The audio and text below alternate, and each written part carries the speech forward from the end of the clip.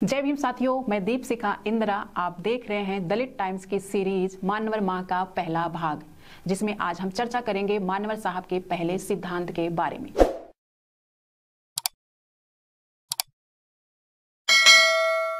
मान्यवर कांशीराम साहब संगठन सिद्धांत एवं सूत्र के अनुसार बहुजन समाज में बाबा साहब के मिशन को लेकर तमाम संगठन बने, परंतु अखिल भारतीय फलक पर सिर्फ बामसेफ, DS4 और बसपा ने ही यदि अपनी अमिट छाप बनाई, तो इसकी वजह मान्यवर साहब द्वारा जमीनी स्तर पर किए गए शोध और इस दरमियान इजाद किए गए सिद्धांत और सूत्र हैं। मान्यवर साहब के इन्हीं वैज्ञानिक सिद्धांतों सूत्रों समाज के संदर्भ में बारीकी सोच एवं रणनीति का ही परिणाम है कि अपने गठन के एक दशक बाद ही बसपा ने न सिर्फ अपनी शर्तों व सिद्धांतों पर अपनी सरकार बनाई, बल्कि बसपा को एक स्वतंत्र एवं राष्ट्रीय राजनीतिक दल की मान्यता दिलाते हुए अखिल भारतीय पलट पर स्थापित कर दिया। जाति, धर्म, भाषा, क्षेत्र आदि के नाम पर विभाजित किए गए शोषित समाज को उनकी मौजूदा लाचारी, गुलामी, बेबसी का एहसास कराते हुए उन्होंने शासक बनने के लिए मान्यवर साहब और बहन जी ने पूरे देश में घूम घूम कर इन्हीं सिद्धांतों व सूत्रों के माध्यम से हजारों जातियों में बटे शूद्र समाज, अन्य पिछड़े वर्ग को बहिष्कृत समाज यानी अनुसूचित जाति, अनुसूचित जनजाति के साथ जोड़कर बहुजन समाज बनाने का ऐतिहासिक एवं महानतम कार्य किया, जिससे न सिर्फ भारतीय समाज व्यवस्था की गैर बराबरी की जड़ें कमजोर हुई, बल्कि राजनीति के ताने बाने में हम आमूल परिवर्तन कर भारतीय राजनीति को समावेशी बनाते हुए लोकतांत्रिक जड़ों को गहरा करने का उम्दा कार्य किया। इंदिरा साहब के शोध ग्रंथ मान्यवर कांशीराम साहब संगठन सिद्धांत एवं सूत्रों के अनुसार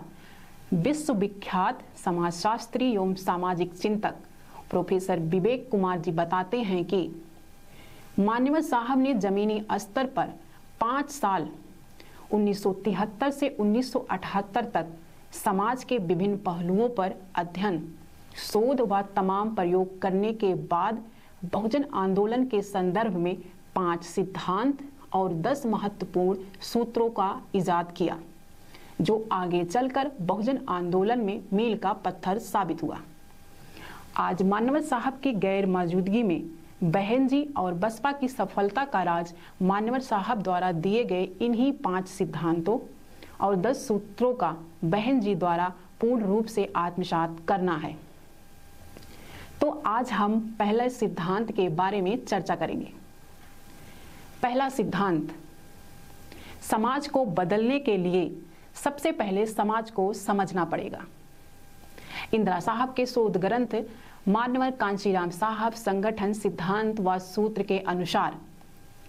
विश्वविख्यात समाजशास्त्री एवं सामाजिक चिंतक प्रोफेसर विवेक कुमार जी कहते हैं, जैक्स डेरिडा के विध्वंस के सिद्धांत को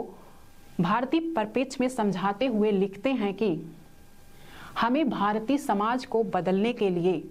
सवर्ण द्विजों के केंद्र को खंडित कर दलितों, शोषितों के नवीन केंद्र गढ़ने होंगे। दलितों का लेखक द्विज ब्राह्मणों के इस केंद्र को खंडित करता है। आगे प्रोफेसर जी कहते हैं कि विध्वंस 2-धारी तलवार है, क्योंकि हम उन्हीं केंद्रों का संदर्भ लेते हैं जिन केंद्रों को विध्वंस या खंडित करना चाहते हैं। अतः हम देखते हैं कि बार बार दलित लेखक भगवान, वेद, पुराण आदि का अपने लेखों में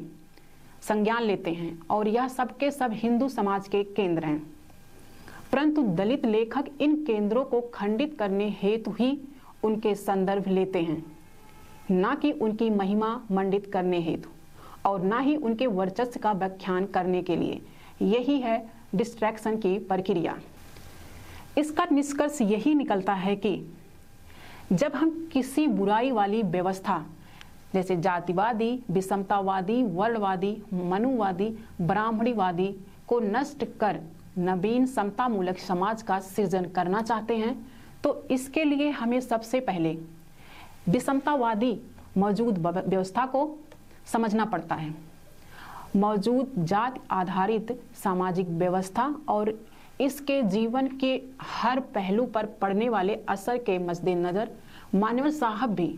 अपने शोध से स्थापित करते हैं कि समाज में कोई कार्य शुरू करने से पहले इसके हर आयाम को समझना होगा। जात आधारित व्यवस्था को नष्ट करने के लिए